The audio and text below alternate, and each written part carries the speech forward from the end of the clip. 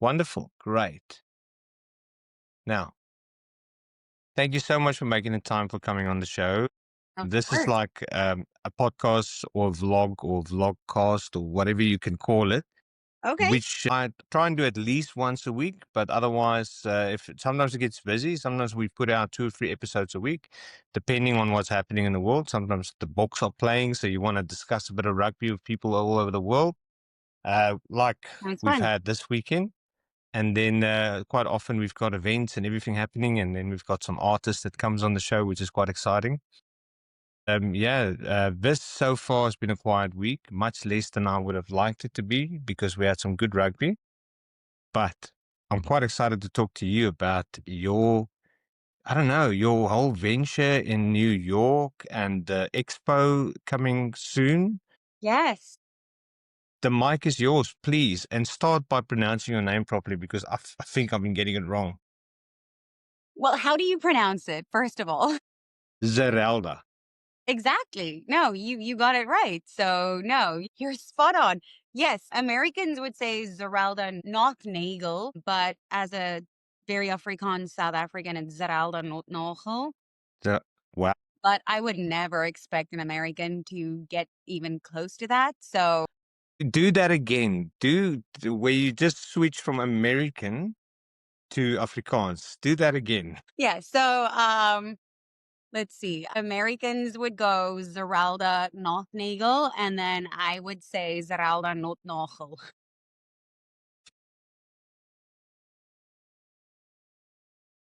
Volksburg lekker.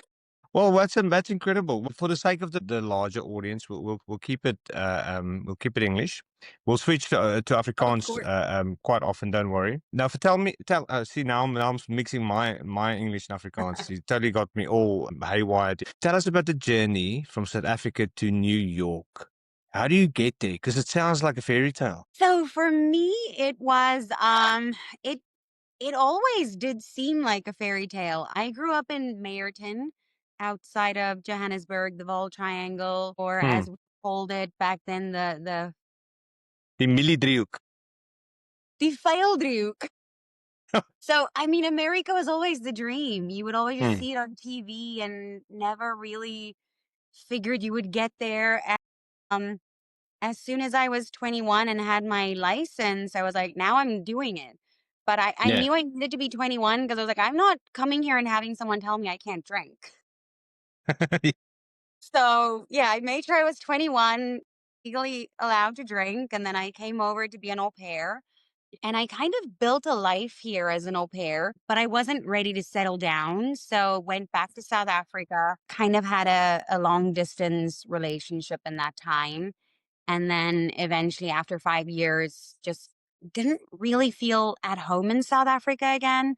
Like it felt like home, but also it felt like my heart was yearning for America still. So ended up coming back here to visit, and my long distance relationship and I got married, and just stayed. Wow. That's that's great news because I'm sure you're used to hearing long distance relationships just they don't quite work out. So the fact that you guys made it work, that's incredible. Yeah. Well, it didn't work after that. Oh, okay. I'm sorry. I'm sorry to hear that. No, it's fine. I think it was better when we weren't together, I guess. Right. But Well, once we were then in the same country, in the same home, everything, obviously separate, you don't see everything as closely as you do when you're living together. So it didn't work out. It's fine. It's part of the journey. It's part of my good. story. I don't regret a single moment of it. You Well, know, if you don't mind being vulnerable on a channel like this, then I'll leave that bit right in there. I'll go as far as say that it's almost like a text message when you message a friend and you're like, it's like, why are you angry? I'm not angry. It's a text message, and it's like the same thing with long distance relationship. You sort of get this experience, and for 5 years, can you imagine, day in and day out, and then you get the real deal. You're like, well, I don't know, that's not going yeah, well. I'm no, going to I be mean, editing. I'm such an open book. I really don't mind sharing anything because Hmm. after my marriage ended, so I was married for 5 years. It ended. So that was 2019. 2020. obviously was when COVID happened. Yeah. I decided to become a single mom by choice. So I went the donor route to have a child on my own. So I had my son via like a sperm donor. And so I have a beautiful, rambunctious, wonderful, sweet, energetic 4-year old as a single mom by choice. So there's no father involved. We have a network of like 12 donor siblings. We go on sibling vacations. It's a beautiful, Incredible. beautiful story. Yeah, so no, I'm an open book. I talk about it very freely because Wow. there's no reason to hide any of my story, any of his story. It's just it's what it is and it's who we are. I'll come back to that. I've got a few questions I can think of. Also, some personal links there, which is quite curious. Let's yeah, let's jump straight into the expo for a second, because I Yes. think we totally went over. We'll come back to all of this. Tell me a bit about the South African Expo, because I know there's like four ooms and tannies sitting there. So it's like, yes, Expo van Meyerton, but what expo is this? Excellent. Yes. So I having such a big network of South Africans, not just in New York, but throughout the US. There's just so many talented South Africans throughout not just the US, but the world actually. Mm, And in South Africa itself. Like it's such a beautiful country and there's such a negative light on the country mm, usually. Like I know South Africa does have its downsides. Like we've all taken our journeys elsewhere for our own very reasons. But at the end of the day, South Africa is a vibrant, beautiful country with so much positivity, so much light, so much, so much energy. And I've just always wanted to really showcase that. I've always wanted to bring that to light. I wanted to have an event where we could just showcase to not just South Africans, but to Americans or the world what South Africa is all about. Um, you get people who host flea markets or music festivals or this or that, but there's nothing that brings just everything that South Africa is together. And that's kind of what I wanted to do. I wanted to have an event where we could have South African food, some vendors with arts and crafts, some entertainment, or maybe some safari packages where people could learn about the country itself, but just anything and everything to do with South Africa and put that all in one venue so that anyone who comes to the event can really learn about the culture, the people, the country, the food and just kind of see what it would be like to visit South Africa and mm. get a taste of it. And so I just, I'm very impulsive. I decided, I'm just going to go head first and dive into this adventure. And I did it. And I am halfway into, planning this whole thing. So And it's your it's first coming. year, the Yes, it first. is. It's the inaugural event. And it's coming together so nicely. I'm gonna pull it up here for a second. Obviously, you've put some feelers out there. You've shared it on our group, which I really appreciate. Thank you for that. And that's what made me say, well, this will make a really good topic to talk about. I would really love to help shed light on this and make it work. What's the turnout going to look like? Do you have numbers in mind? How many people are going to show up? So the venue has a capacity of 200. So that's the max that we can have. I'm hoping to sell out. It's still early days, but ticket sales are going well. It is a good Um, start. 200 people for first year, I think, is a good start. I mean, I've been yeah. at international singers and stuff that come because I'm in Australia now. Often when South African people come over, they sometimes struggle to sell out a 200 seat audience in certain cities, where in other cities they'll sell out 500. So 200 is a good midway to start off your first year, and that 200 will snowball like a wildfire. Next year you'll sell out to 1,000. You just don't know. Yeah, absolutely. And the venue I have is really, really nice. It's in Midtown Manhattan. It has a view of the Empire State Building. Sure. So it's a really nice venue. And I was able to get Jesse Clegg to come in. He's flying in for the event. I I don't saw the even know how I poster. pulled that off. I saw the poster. Yeah. Well done. Yeah. I It's New still don't know York. how I did that, but I did it. And yeah. Who's going to say no to New York? I mean, seriously. But yeah, Jesse just seems like such a nice person. I haven't spoken to him personally, but I'm hoping to take him out for dinner the night before and just say thank you. Yeah. But he just seems like such a down to earth, nice person. And I'm just grateful that he took this Yeah. opportunity and is going to be supporting this event. But yeah, so I'm very excited about that. We're also going to have Leicester FM from South Africa. Yeah. Going to have one of their DJs coming in to produce a live segment from the event. So that's another really great part of it. Well, if you're sponsoring plane tickets, I can put like a live segment on Oorsee and on the group. But yeah, anyway, so never mind. Nah, someone I need. I've got to take the kids to school and stuff. It's all good.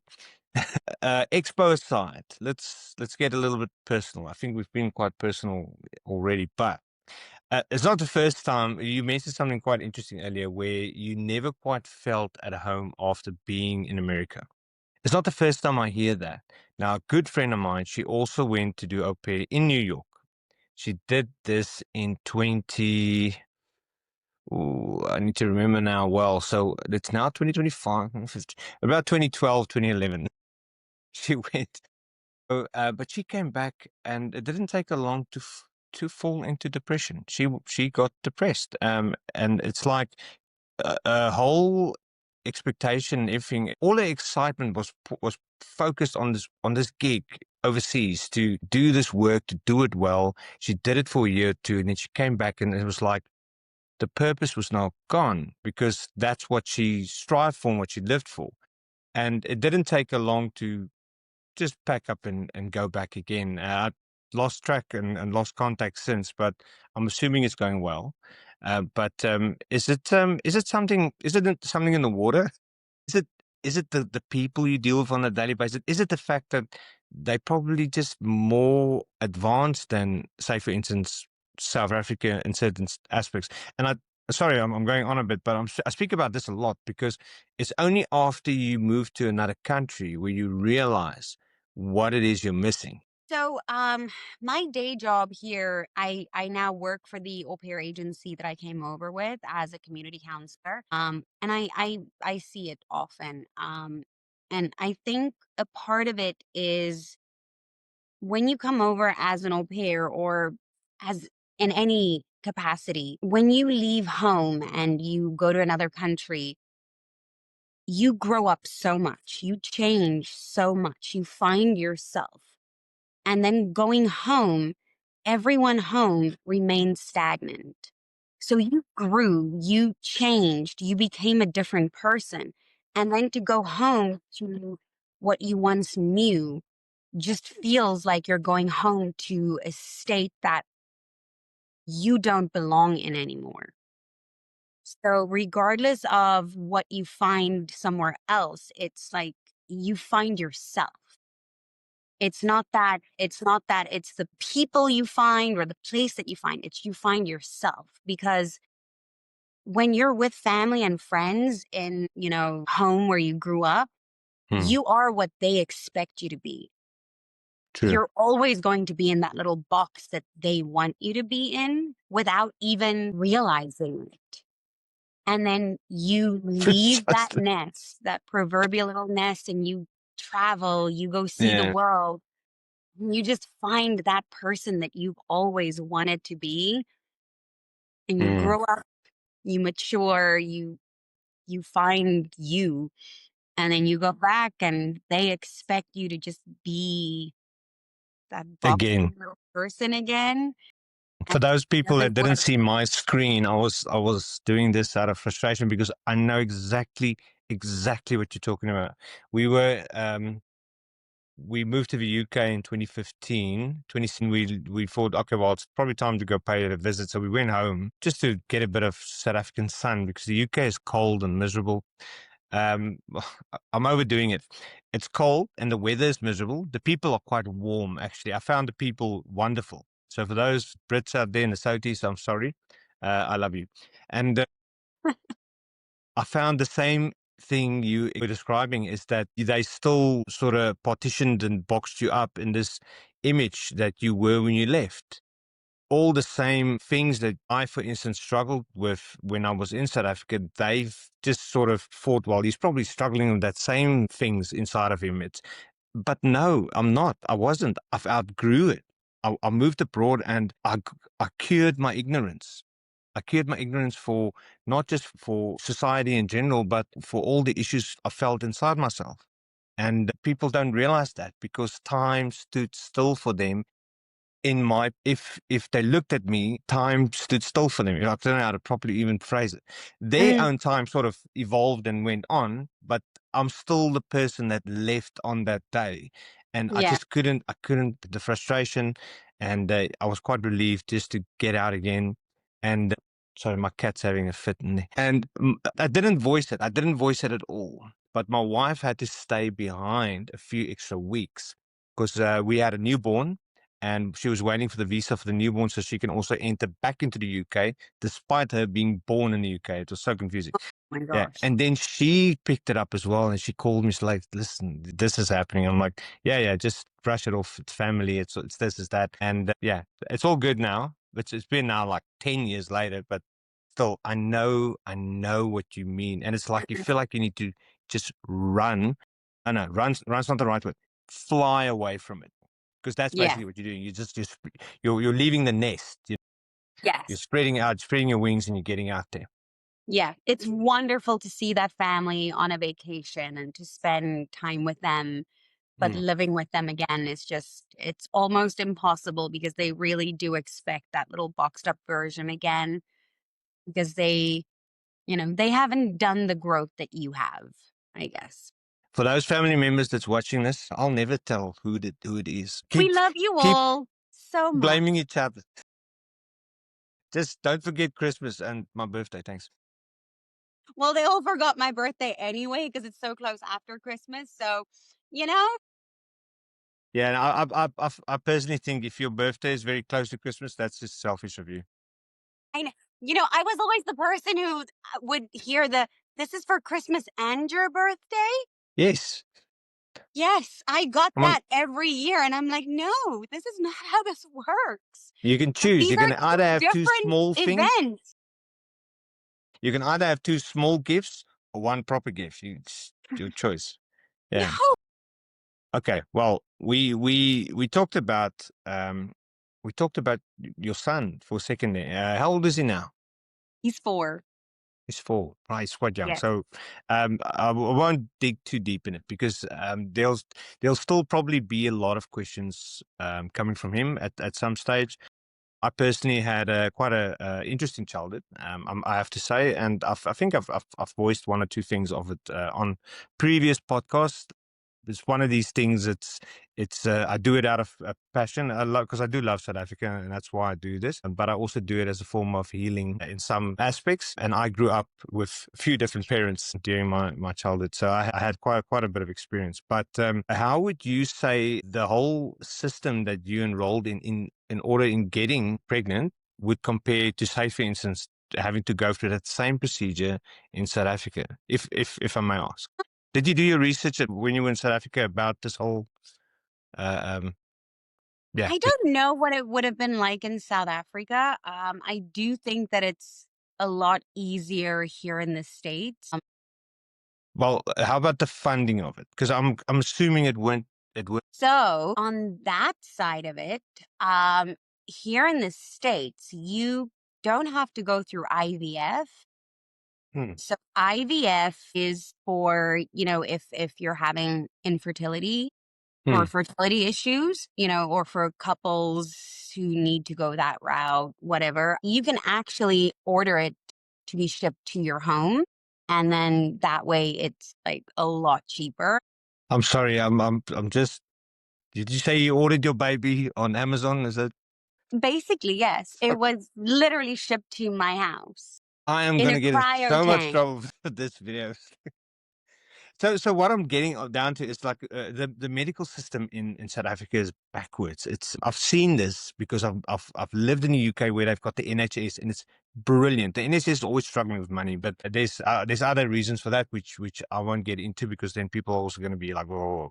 But then there's the other side of the medical system which you get in Australia, which is sort of a split system. You got Medicare, which you pay tax on in order to have it, but then you also are better off, say, for instance, having private health, which then it's just that extra layer of security, which then gets you certain services faster depending on what your needs are. But now I'm quite interested in America, and especially with, I don't even know how to phrase it, but say third party services, like, for instance, the one that you made use of.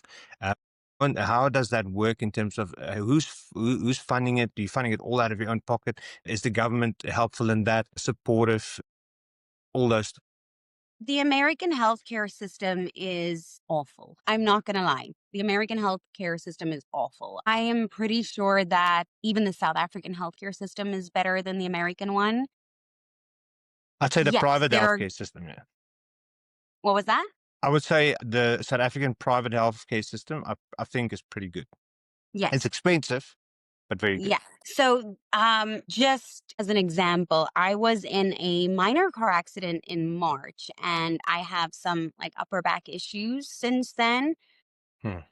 I have been trying to see the orthopedic no fault doctor since when was it? Beginning of August. And getting an appointment, first of all, it takes months to try and get an Hmm. appointment.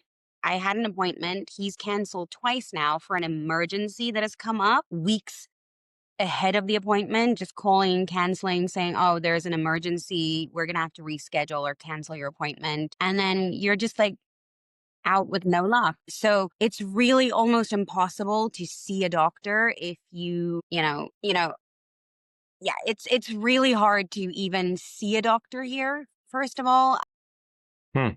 Secondly, it's ridiculously expensive. Even with the au pairs that come in, their insurance really doesn't even cover preventive health care here just because it's so hard to get an appointment for preventive health care. Insurance is ridiculously expensive. So My that's friend, like your like sorry for interrupting. Just to put it in English that us simple folk will understand. Insurance is speaking specifically of, say, a health medical aid. yes, Yeah. yes, medical aid. My best friend, who's a South African, she is an anesthesiologist. She Hmm. works for a hospital and she pays over $1,000 a month for her medical aid. And for her to even see a doctor costs her, I can't remember what it was, but it still costs her like $400 per visit or something to see a doctor. And it's just ridiculous. It's Well, absolutely ridiculous. let's put it into context for those South Africans that's in South Africa looking to move abroad, either to America or, for instance, to here to Australia. So my medical healthcare, my medical aid costs me $180 per fortnight. That's every 2 weeks, roughly 360, 370 a month, and that covers my whole family. I can walk into any private hospital and they will, okay, now let me, yeah. So most things will be covered. So hospital fees and those things are covered. Depending on what sort of procedure you have, you need to pay a little. Radiology is covered for about 50% of the cost. So if, say, for instance, it's $1,000 for the anesthesiologist, let me just see, I can speak English very, very deliciously. Then you need to at least pay, say, the $500 for that. Um, Public hospital, because we have Medicare as permanent residents, you can walk in for free and be served. If you don't have that, or you've got like a temporary visa, you need to pay about roughly $500 out of pocket just to be seen. That's Oz dollars now. In comparison with what you just told me, that's all still a bargain.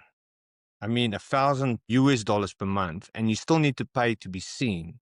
That's crazy. Sorry. Yeah. Wow.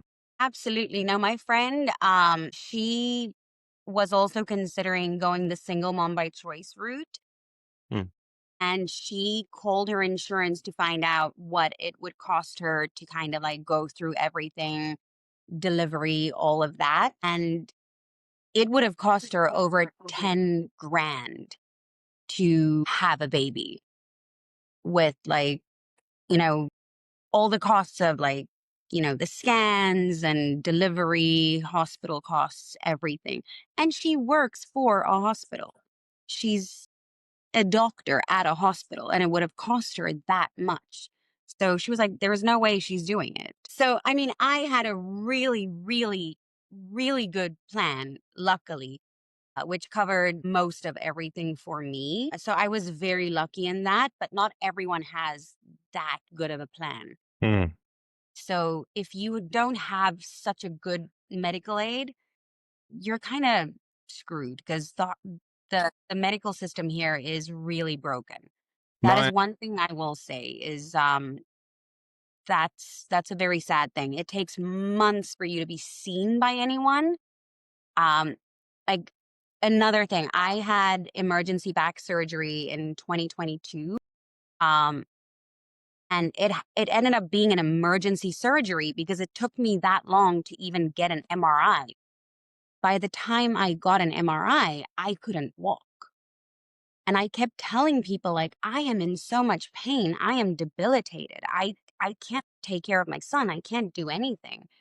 And they were like, "Well, we can't do anything about it. Like there is no availability. You're just gonna have to wait." And so sure. by the time they finally got me in, like the MRI techs were like, "This woman can't do anything. We need to have her seen by someone." And they admitted me to the emergency room immediately for surgery. So that's just how bad the system is here. Wow. Okay. Yeah. Well, I'm questioning every house episode I've ever seen. I have to say, I had so much fun, with so much faith.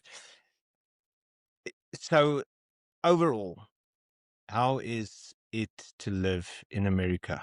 Besides for the healthcare system that obviously needs a revamp, how are things? Because yeah, I don't want to get too deep on the whole train of what's going on in America at the moment because it's big news. But how's Yeah. it just in life in general? Is it the fairy tale that they portray in the movies? Is the stakes really that big when you? It is. Yeah. I mean, I also don't want to get into everything that's going on right now because the past week has been a really emotionally draining week just with everything that's gone on. Like if I didn't have everything going on that I do on social media, I would have taken a social media hiatus. I would have canceled, Yeah. like deleted all my social media just to take a break because it really is draining. But yeah, just for all my work going on, like I have the expo. Another thing that you're not aware of quite yet, I am the VP of programming for the New York City Web Fest. Um, Wow. yes, and this year was our first year of accepting podcasts. So, Wow. yes, that's another thing that you might want to Yeah. Wait. So how? look into. how so how does that work? Can I feature? So, you might want to submit next year. I don't know. Why not? Yeah, I mean, I didn't know about you guys when submissions opened. By the time we were talking, submissions had closed already. Hmm. But New York City Web Fest is obviously a film festival happening in New York City yearly. It's our 11th year this year.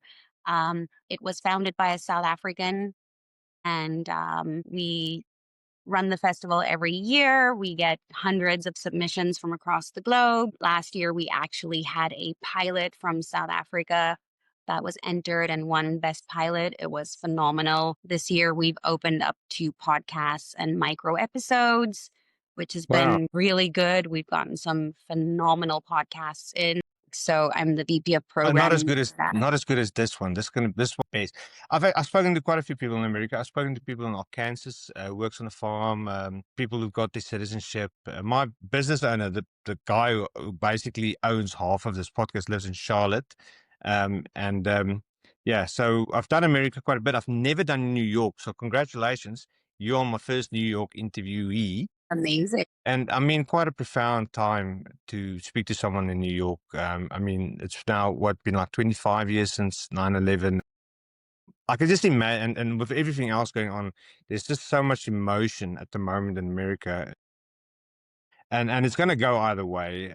But yeah, like I said, I don't want to go down that route. There's so many people talking about it, and I've got this belief that they might be talking about it for the wrong reasons because they want to get their views and everything. I've got a strict rule about the sort of content that we want to portray for South Africans on this channel, and we try and keep it things that's going to be helpful and entertaining in the sense of, say, for instance, for example, I just spoke to Kurt Darren. Yeah, so Awesome. he came on the show we had about a week ago because he was on his way to New Zealand to perform there. So we had a bit of a chat. He was casually sitting in a coffee shop and he was like waiting for his wife and kids. So we talked like that. Very But cool. yeah. So if you browse on the channel, there's those sorts of conversations is the ones that we like to just to help bring home a little bit closer to South Africans, because for a lot of us, the same way time stands still for people looking back at us, time stands still for us if we look back at South Africa, because we left it in a certain state. So Yeah.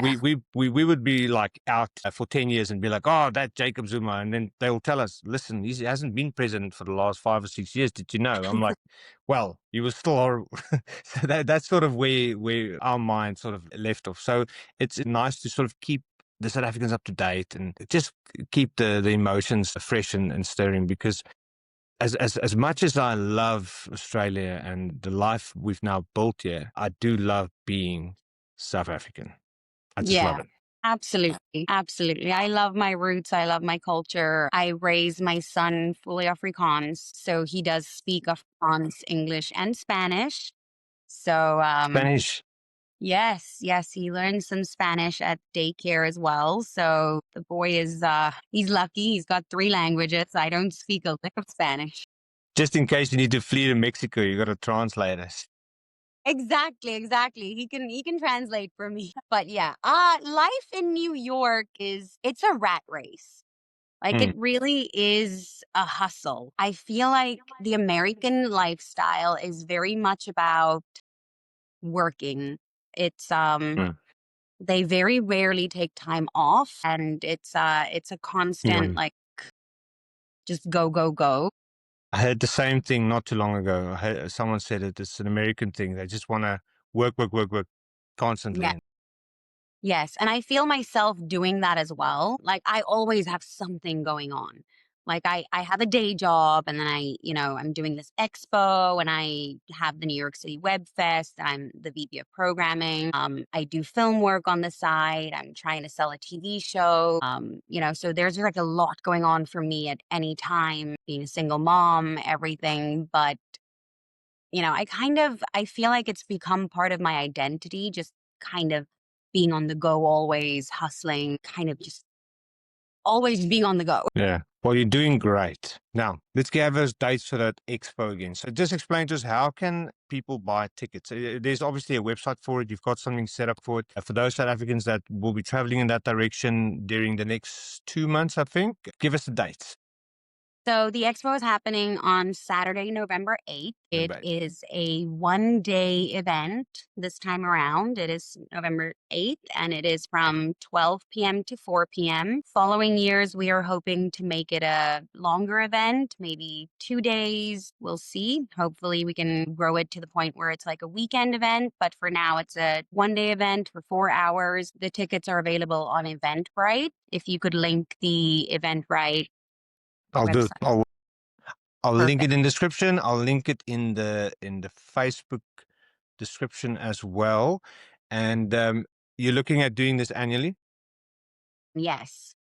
Yes. And eventually I'd love to do it in more than one place. I'd love to travel with it, do it in Mm. multiple cities. I kind of want to show the world what South Africa is all about. I can imagine in a place like New York, it's something that will be almost in a sense exotic, where it's not an everyday thing that you see. There'll be the odd African something, but to have something unique South Africans, you have the protea there on display, and everything about, say, Cape Town and all the little cities. I can use my imagination how I would have done it. Perth, where I am, this is South Africa. It's like Yes. if my neighbors are South African. The guy down the street is South African. 2/3 of our staff at school is South African. It's like there's so many South Africans. An expo to them will be like they'll walk past it and probably not even notice, unless it's Booktown. Booktown is like every few months or whatever they've got this place where everyone goes with their Springbok jumpers and just have a party because the Springboks are playing. Yeah. But Melbourne, for instance, much less South Africans over there. Still quite a few, but I can imagine an expo like that doing really well in Melbourne. Sydney, definitely. But Perth and Brisbane are very much very, very South African. You say it in Afrikaans. Baie Yes, Afrikaans. Suid-Afrikaans. South Afrikaans. So for those of you that just popped in, she is actually Afrikaans. Believe it or not, you do the American thing very well. Ek is Afrikaner boekie. Africa. I've heard Celine Tron speak Afrikaans, and I'm like, it's like watching a Japanese person speak Afrikaans. It just doesn't compute. It's like it breaks my brain. And there's videos out there. It's quite it's quite surprising. Anyway, I've said so many stuff that's almost inappropriate in this video. I do apologize. Thank you so much for your time. It's been Of fun. course. Thank you for having me on.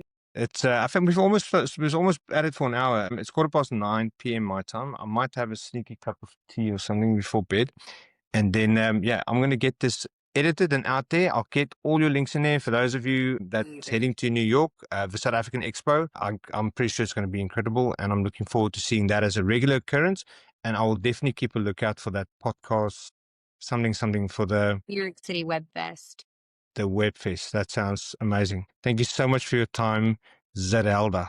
I love that name, Zerelda. It just rolls off the tongue, Zerelda. It does, right? Thank you so much. Well, thank you so much for having me on today. I really enjoyed this. Thank you. Have a great evening.